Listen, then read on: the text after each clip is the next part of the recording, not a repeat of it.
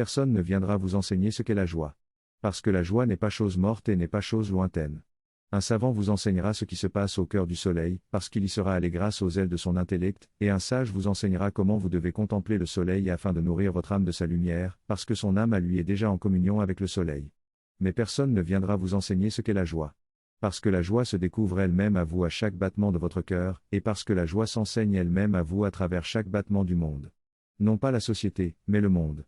Peut-être ne savez-vous pas ce qu'est le monde ? Le monde.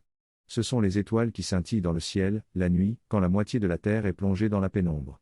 Chaque étoile qui scintille est un soleil éclatant de force et de puissance, un soleil majestueux et fougueux, qui n'a l'apparence d'un petit point vacillant qu'en raison de la distance. Mais si vous regardiez les étoiles avec les yeux de l'émerveillement, qui sont les yeux de l'âme et les yeux du cœur, vous ne verriez pas des points blancs et timides, vous verriez une symphonie de lumière qui magnifie le ciel. L'obscurité n'existe pas, ce sont seulement vos yeux de chair qui ne savent saisir qu'une infime portion de la lumière qui inonde le monde. Le monde. Ce sont les oiseaux qui jacassent d'arbre en arbre dans votre quartier. Ils chantent et ils piaillent, ils se chamaillent et ils se taquinent, ils se battent et ils jouent. Et chacun de leurs chants, et chacun de leurs battements d'ailes. Tout cela est un témoignage de la vie.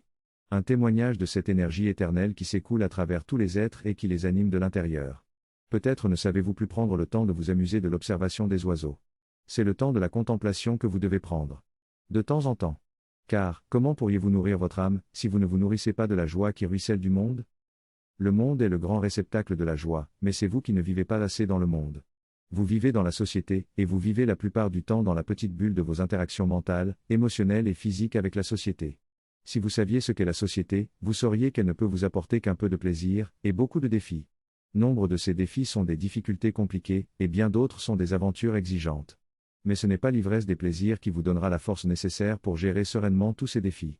Vous avez besoin de courage, d'un courage immense, pour relever sereinement les défis de la vie sociale, et pour surmonter sereinement les obstacles de la vie sociale. Or, le courage est la force de l'âme. Nourrissez votre âme. Qu'elle boive à la joie qui ruisselle abondamment du monde. Qu'elle s'abreuve d'Ns la contemplation du soleil, qu'elle se rafraîchisse en ouvrant ses bras à la pluie, qu'elle se fortifie en embrassant les arbres, qu'elle se régénère en respirant longuement à même le grand air, qu'elle s'apaise dans de longues promenades au milieu des bois ou au bord de la mer. Elle puisera de la sérénité en communiant avec l'hiver et ses manteaux de givre, autant qu'elle puisera de la gaieté en se laissant fleurir en même temps que les roses au printemps. Le monde. C'est la procession d'une petite colonie de fourmis en mission pour trouver de la nourriture. Et c'est l'étoile filante qui vient s'embraser dans l'atmosphère. Le monde.